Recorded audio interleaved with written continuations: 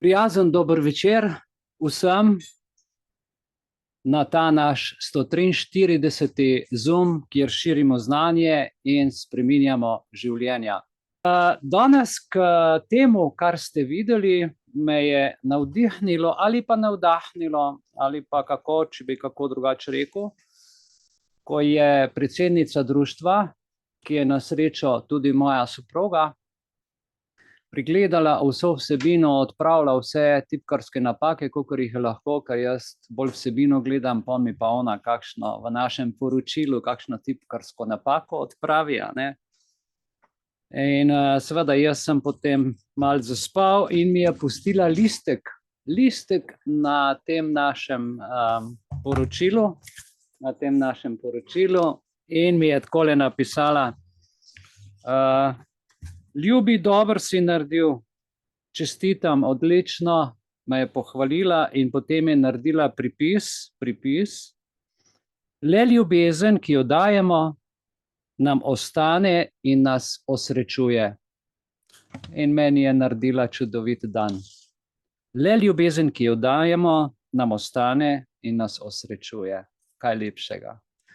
Draga Eveljana, hvala, najprej kot soproga, potem pa še kot predsednica društva. Res si me osrečila danes, da sem dobil solzne oči. Torej, hvala. Najprej bomo pogledali tako kot ponavadi naš program na kratko. Jaz bom poskušal zdajle tale naš screen zašerati z nami. Evo, tako, evo, 143. Zoom srečanje. Po vrsti že, a ne? Napovednik A Hidden Life, skrito življenje, film večera, kot smo rekli. Tukaj ste si lahko, če kliknete, kaj je rokca predogled. Tukaj kratka vsebina tega, kar smo pogledali v predfilmu nocoj. Je sicer svojevrstno sporočilo, ki je z naborom ali pa z setom informacij, ki spadajo sicer v katoliški program, ne? Vendar način izražanja, ki ga človek uporabil, Pater Pi, ki ga je uporabil, način izražanja, pisanja in sporočila, če ga prevedemo v katerokoli drugo teološko ali filozofsko ali pa drugo misel, sporočilo je eno in isto. 3 dni teme pomeni povsod 3 dni teme. Razloge je povedal, kakšni so, tako da mi gremo pa naprej v svetlobo. In si bomo danes pogledali naš dnevni red. In najprej bi se jaz rad naši Teji zahvalil, seveda za 142. zapisnik Društva Belis z dne 18.11.23. Tukaj je tale naš zapisnik. Draga Teja, srčna hvala za tvoje delo in za vse, kar opravljaš. Zdaj pa vsi, seveda, ki ste ga prebrali, vse teh 7 strani, bi vprašal, ali ima kdo kakšno pripombo na zapisnik. Naj pove sedaj.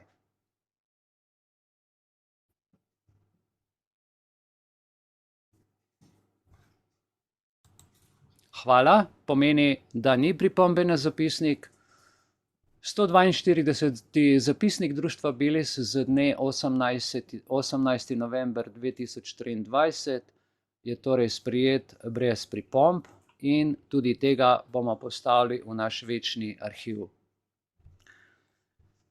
Torej, danes smo 25.11.2023 in uradno se čez 3 dni izteče tako imenovani rok, 18-mesečni rok, ko države, niti posamezniki, niti organizacije ne bomo mogli več dati pripombe na sprejete spremembe amandmajev WHO. Zdaj, kako oni to počnejo, kje vse v bistvu skušajo preskočiti svoje lastne zakone in svoja lastna pravila, o tem kdaj drugič. Vendar vsi tisti, ki ste naredili akcijo in poslali pošto oziroma izstopnico v center WHO in pa seveda obvestilo predsedniku vlade, ki je zdaj dolžan vse te ministre svoje o tem obvestiti, in vsi ministri, če bi prišlo do epidemije, pandemije, so dolžni seveda to zadevo spoštovati, ker smo mi suvereni državljani. In lahko po 44. členu Ustave sodelujemo v vseh upravnih zadevah skupaj z državo. zakaj se danes tako branijo, da bi državljani sodelovali v tej zadevi in zakaj nam onemogočajo vse možne poti, zapirajo vrata, bomo pa videli v naslednjih stvarih, ne. Ampak še prej, torkov večer se dobimo 28. novembra, to je točno na dan izteka in bomo govorili o določenih stvarih. Tako da ste povabljeni, če boste imeli čas, v torek 28. ob 19:30 uri vas povabim, da se pridružite na Zoom klepetu Društva Belis. 18:15 nekako bom jaz skušal predstaviti, glejte, Republika Slovenija, Ministrstvo za finance, Urad Republike Slovenije za okrevanje in odpornost. Spremembe načrta za okrevanje in odpornost. Zdaj, če mi ti dve besedi postavimo v pravi kontekst, je moje osebno mnenje, torej, vi se ne rabite z menoj strinjati, ampak to sta dva medicinska izraza.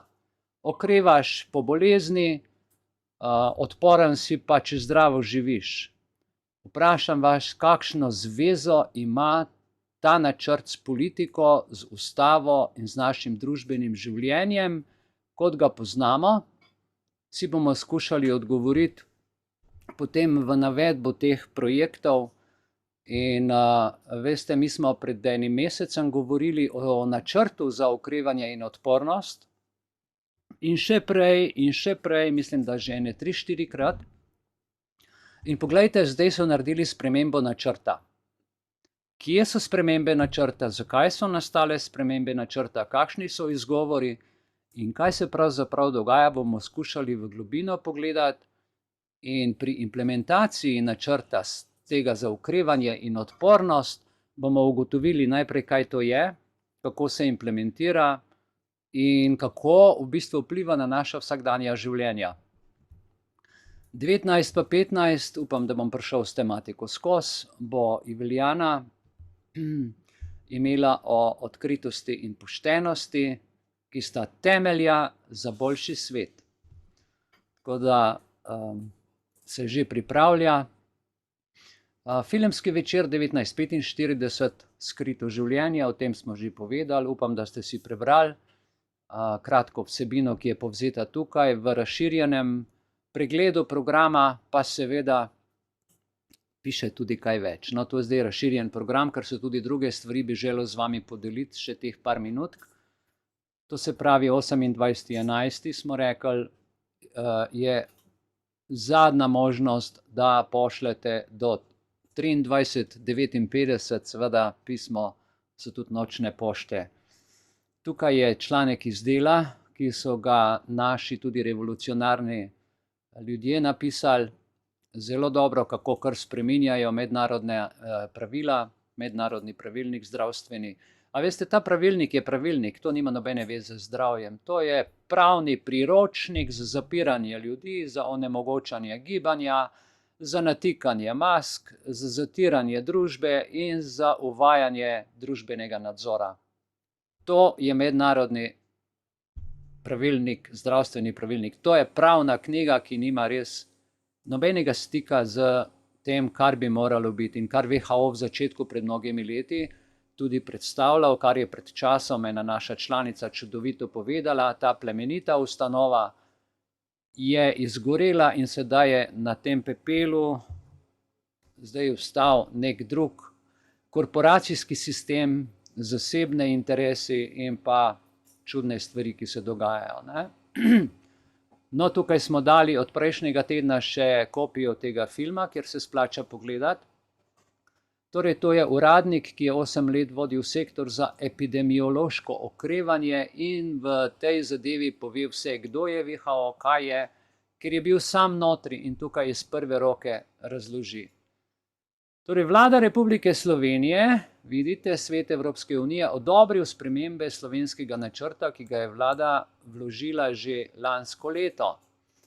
Lansko leto, tukaj je članek, in zdaj novembra, to se pravi teden 14 dni nazaj, je pa 29. september in zdajle v novembru so izdali pa to knjigo, ker so dobili dovoljenje za to spremembo načrta za okrevanje in odpornost. O tem bomo danes malo več govorili. Tukaj imate nekaj ključnih besed, s katerimi se zdaj ukvarjajo.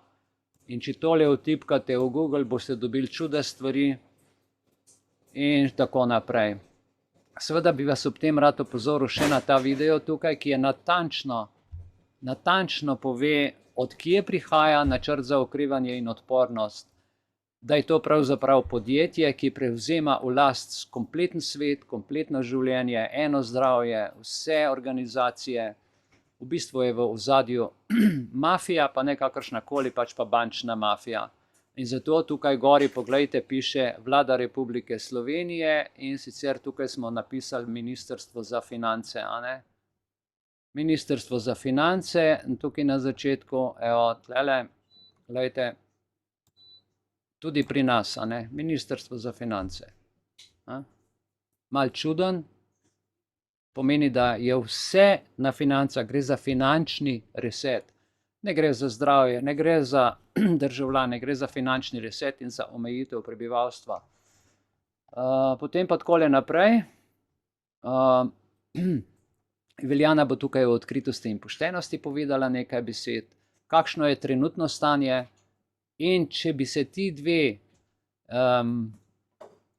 lastnosti, odkritost in poštenost, upoštevali, sta temelj za boljši svet. In v drugem delu, kako bi to lahko dosegli, če bi ljudje res spoštovali ti dve vrednoti.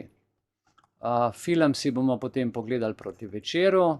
Tukaj še enkrat o izstopu, naša članica, ki pove iz svojih izkušenj.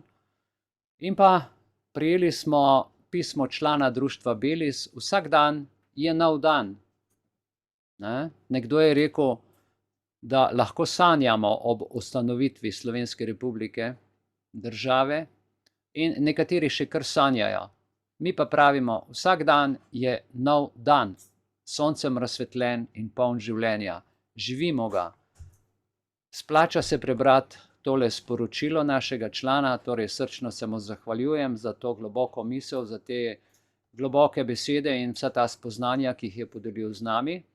In seveda je dal tudi linke do teh plakatov, ki so bili v hrvaškem jeziku, jaz sem potem to prevedel v slovenski jezik in tukaj sem dal še QR kodo, s katero si lahko snamete tudi formular za izstop, če kdo tega še ni storil. V nadaljevanju, prejšnji teden se spomnite, smo imeli International COVID Summit, sem vam dal program, linke, da ste lahko v živo spremljali. Torej, kdor pa ni uspel v živo spremljati tega mednarodnega COVID srečanja, International Crisis Summit COVID, 4, sem pa jaz tukaj dal kratek uvod in pa, poglejte, potrudil sem se in sem poiskal za vsakega predavatelja link in pa tukaj naslov. Se pravi, pod številkami imate govornika, naslov in link, kjer lahko poslušate. Žal je to vse v angleškem jeziku, tega materijala je za 2 dni, ne vem koliko ur, tako da prevedeno ni, je v angleškem jeziku, vendar kdor malo razume, če ga zanima katerakoli od teh tematik, ki sem vam jih tukaj navedel, iz celega sveta so zdravniki, znanstveniki, profesorji, politiki in splača se kakšno temo, ki bi vas tukaj od tega zanimala, seveda tudi klikniti in preposlušati še marsikaj drugega. No, Marilyn Nass je naredila v angleškem jeziku tudi tole tabelo, ki nam sporoča novi svetovni nered, New World Disorder, ki ga povzročajo Svetovni ekonomski forum, United Nations, NATO, WHO in naša politična vlada, kar se tiče našega ozemlja. In tukaj imate za okolje, kaj počnejo v nadzoru, katere so seveda te zadeve, da boste videli, kaj spada pod nadzor, prav po kategorijah, pod medicina in pod informacije, kaj vse spada, še enkrat pod nadzor, gospodarstvo in pa sociala. Danes nov članek, Pfizer toži Poljsko in zahteva denar. To je današnji članek. Veste, tole se pa splača prebrati, ker je več kot bizarno, da Pfizer toži Poljsko, kljub temu, da je toliko in toliko ljudi umrlo. In tukaj so vsi podatki in vse, kaj se je dogajalo. Seveda Poljska se brani in tega ne bo plačala. Potem pa, a veste, druga država, ki se sprašuje, zakaj umira toliko naših ljudi, držimo pesti za odkritje dokazov. Jaz sem 1 uro spremljal v živo in predstavniški dom filipinskega parlamenta je sprožil uradno preiskavo čezmerne smrti.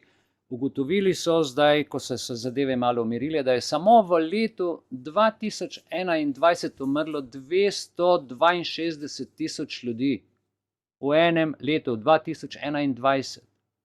V Sloveniji je preko 85 tisoč ljudi je umrlo in o tem nihče ne poroča. To so neuradni podatki.